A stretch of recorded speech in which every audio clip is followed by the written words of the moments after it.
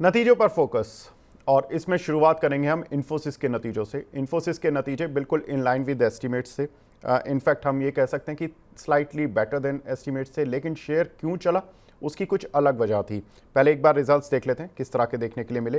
Revenues में करीब 3.7% की ग्रोथ, मुनाफे में करीब 4.4% की ग्रोथ। हमारा भी जो एस्टिमेट था वो 4% की ग्रोथ का ही था मुनाफे में, तो 4.4% इन लाइन विद एस्टिमेट्स ही कहे जा सकते हैं। रेवेन्यूज़ में भी हमारे करीब करीब यही इसी तरह के एस्टिमेट से, स्ट्रीट के इसी तरह के एस्टिमेट से। तो यहाँ पर रेवेन्यूज़ और प्रॉफिट दोनों ही अच्छे देखने के लिए मिले। लेकिन इंपॉर्टेंट था जिसकी वजह से ये शेयर चला है, पहली लाइन ही है। FY25 में रेवेन्यू गाइडेंस इन्होंने 1 और 2% की रेंज दी हुई थी पहले, उसको बढ़ाकर 3 से 5% कर दिया। यानी कि कंपनी अपने इस साल के लिए और ज़्यादा बुलिश हो गई है। उसके कुछ रीज़न भी कंपनी ने बताए। कंपनी ने कहा कि एबिट मार्जिन जो कंपनी के रहेंगे वो 20 से 22% रहेंगे।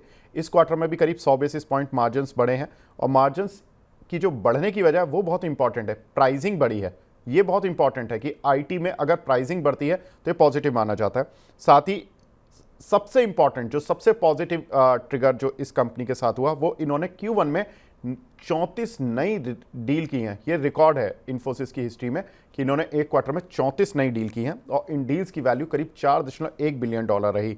अमेरिका से भी रिकवरी के संकेत हैं, ऐसा कंपनी के मैनेजमेंट ने कहा। और कंपनी कह रही है कि हम चूंकि एक्सपेंशन मोड में हैं अभी भी, मतलब कंपनी के पास काफ़ी ऑर्डर्स हैं, तो उनको पूरा करने के लिए हमें नई नौकरियां देनी होंगी, नई हायरिंग करनी होगी। 15 से 20 हज़ार नई नौकरियां देंगे तो आईटी में जो एक प्रेशर पॉइंट दिख रहे थे वो कुछ हद तक ऑफसेट होते हुए दिख रहे हैं। लेकिन अब इन्फोसिस में करना क्या है और इस पर किस तरह से स्ट्रेटजी बनानी चाहिए, हमारे साथ दूसरे खास मेहमान जुड़ चुके हैं। हमारे साथ महेश ओझा सर जुड़ चुके हैं हैंसेन सिक्योरिटी से। Mahesh sir, hi, good morning sir.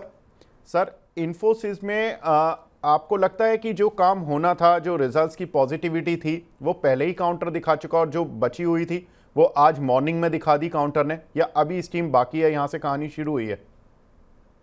Good morning विवेक जी। तो पहले तो अपन बात करें कि आईटी में ट्रैक्शन अपन ने पिछले एक दो दो महीने से ऑलरेडी अपन देख रहे थे, तो वो ट्रैक्शन धीरे धीरे इनलाइन हो रहा है। इन्फोसिस में मेन ट्रिगर जो है जिसके कारण से जैसे कि जो एडीआर अप था और वो एडीआर अपने यहाँ पे कन्वर्ट नहीं हो पाया, उसका एक रीजन था कि ग्रोथ जो है, डोमेस्टिक की ग्रोथ जो है वो ज्यादा रही है।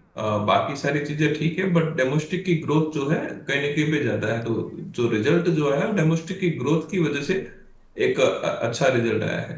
बट ग्रोथ तो ग्रोथ है, चाहे डोमेस्टिक से हो चाहे बाहर से हो, तो ग्रोथ तो ग्रोथ है। तो उस हिसाब से अपन देखें तो कई लोगों का एक माइंड जो है थोड़ा सा डाइवर्ट हो गया था कि भाई इन्फोसिस के अंदर जो डोमेस्टिक ग्रोथ आई है वो सस्टेन रहेगी नहीं रहेगी, तो उसके कारण से वो शायद आज वो 8 से 10% वाली तेजी जो है हम लोग ने इन्फोसिस में अभी तक नहीं देखी है।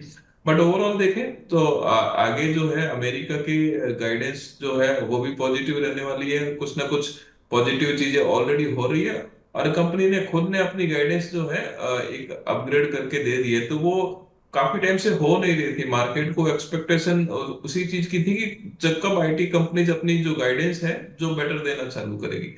तो अब जो इन्फोसिस ने अपनी गाइडलाइन बेटर करके दे दी मार्जिन वगैरह की, तो और नए जो डील वैल्यू है वो भी एक शानदार है। तो यहाँ पे बने रहना चाहिए इन्फोसिस में, नई खरीदारी करना। चाहे तो कोई भी डिप मिलता है तो वहां पे खरीदारी की जा सकती है। 1950 से 2000 तक के लेवल तो जो है वो शॉर्ट जी। टर्म में अपने को देखने को मिल सकते हैं। और छोटा मोटा करेक्शन जो मार्केट में बजट से पहले का चल रहा है, हो सकता है उसमें अपने को वापस एक लोअर लेवल की अपॉर्चुनिटी मिल जाए। तो उस अपॉर्चुनिटी को यूटिलाइज करना चाहिए। अब आगे लगता है कि आईटी कंपनीज जी, जो है यहाँ से एक फास्ट ट्रैक में धीरे धीरे काम करेगी। बिल्कुल। तो यहाँ पर इन्फोसिस पर सर ने बता दिया कि 1950 से 2000 की रेंज तक ये काउंटर जा सकता है। बाय ऑन डिप्स की स्ट्रैटेजी अपनानी चाहिए। लेकिन एक और इम्पॉर्टेंट रिजल्ट आए थे जिसने कि सेक्टर का ही आउटलुक बदल दिया, वो है सीएट। टायर कंपनीज में पहली कंपनी जिसने कि रिजल्ट्स दिए।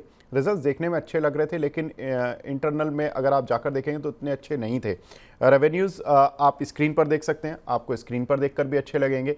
रेवेन्यूज़ में करीब 9% का जंप, प्रॉफिट में 2% का जंप। लेकिन इस प्रॉफिट में 7 करोड़ रुपए का करीब एक्स्ट्रा ऑर्डिनरी आइटम था। तो अगर उस 7 करोड़ को हटा दें तो प्रॉफिट में डिप है। प्रॉफिट में डिप क्यों है? क्योंकि मार्जिन में डिप है, रॉ मटेरियल कॉस्ट बढ़ गई है, इसलिए मार्जिन में डिप है। इसी वजह से आज काउंटर 3.5% गिरा है। और ना सिर्फ ये गिरा, इसने जेके टायर, अपोलो टायर सबको गिरा दिया है। सर कैसे देख रहे हैं टायर शेयरों को अब? डेफिनेटली। पहले तो आप ये देखिए मार्केट में आज सीएट या अपोलो टायर या बाकी सारे काउंटर नहीं, सारे काउंटर्स में प्रॉफिट बुकिंग है। तो ये बजट जी। से पहले का एक मूवमेंट है वो शुरू हो गया है। और ये हेल्दी भी है कहीं ना कहीं पे। अगर बजट से पहले आप प्रॉफिट बुकिंग हो जाती है तो लिक्विडिटी रहती है। अनसर्टनिटी को अपन सेव कर सकते हैं, तो उसके हिसाब से एक लिक्विडिटी रखते हैं। तो वो हिसाब से ठीक है। अब बात सीएट की करें तो ये रिजल्ट मतलब मार्केट को इतने पसंद नहीं आएंगे, कारण जो जो आपने ऑलरेडी मेंशन कर ही दिया है। तो ये रिजल्ट जो है थोड़ा सा मतलब मार्केट के लिए डिसअपॉइंट टाइप का रिजल्ट है। तो यहाँ पे देखेंगे कि और क्रूड का जो प्राइस है वो भी काफी कुछ मतलब इसमें उसका भी इन्वॉल्वमेंट रहेगा रॉ मटेरियल में। तो देखने को पड़ेगा कि ये नीचे के लेवल आते हैं तो उसमें वापस से अपन थोड़ा बहुत वापस से ध्यान दे सकते हैं।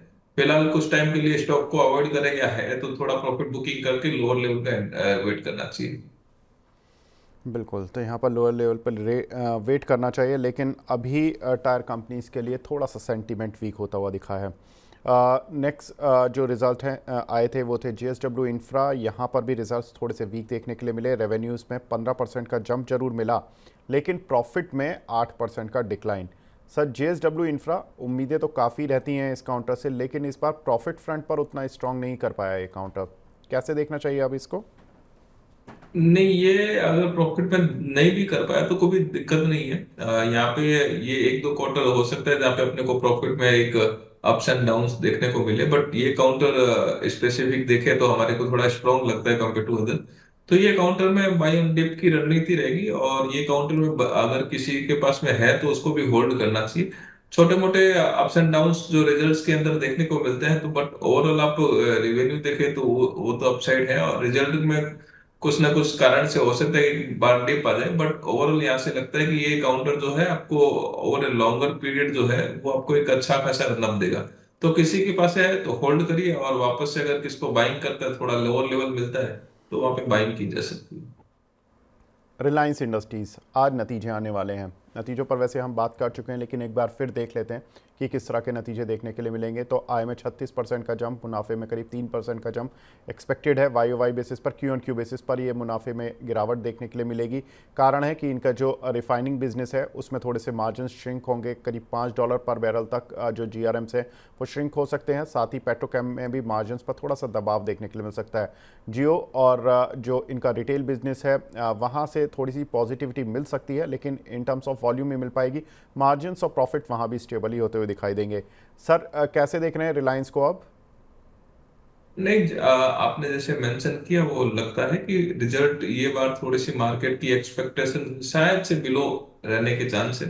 तो थोड़ा बहुत बाकी तो रिलायंस की रिजल्ट है तो आएगा तभी ज्यादा कुछ अपडेट कर पाएंगे, बट हमारी खुद की पर्सनल एक है कि इस बार जो मार्केट की एक्सपेक्टेशन थोड़ा सा बिलो रिजल्ट रिलायंस का एक्सपेक्ट कर रहे हैं। क्रूड का इन्वेंट्री भी है, बाकी सारे ट्रिगर भी जो देख रहे हैं, जियो का रिजल्ट भी अपन ने देखा है, तो उसके हिसाब से लगता है थोड़ा सा इसके अंदर मार्केट को एक्सपेक्टेशन के हिसाब से थोड़ा नीचे आना चाहिए। तो थोड़ा टाइम वेट एंड वॉच करेंगे इसको, और उसके बाद में कोई रिजल्ट के बाद में कोई डिसीजन इसके अंदर बना पाएंगे। बिल्कुल। काफ़ी कुछ कॉलर भी हमारे साथ जुड़े हुए हैं। कार्तिक बत्रा जी ने इन्फोसिस पर सवाल पूछा। बत्रा जी, आपको इन्फोसिस पर रिजल्ट्स के बाद व्यू मिल चुका है। तो सर ने बता ही दिया है कि अभी भी कोई भी डिप हो तो ख़रीदारी करें। 1950 से 2000 के टारगेट्स हैं। रोहित जी का सवाल है NBCC पर। सर 1000 शेयर, इनका एवरेज प्राइस 184 रुपये का है, क्या करना चाहिए सर NBCC पर? आज तो शायद ये नीचे रहेगा। थोड़ा बहुत प्रॉफिट बुकिंग भी है, बट एनबीसीसी के हिसाब से देखें तो शायद बजट के अंदर कुछ ना कुछ पॉजिटिव ट्रिगर मिलेगा इसके अंदर, एक्सपेक्टेशन है। तो एनबीसीसी में है तो बने रहिए। थोड़ा सा लोअर कंसोलिडेशन जरूर हो सकता है, बट ओवरऑल ये आपको 250 250 से 260 तक के लेवल आने वाले 3 से 6 महीने में दिखा सकता है।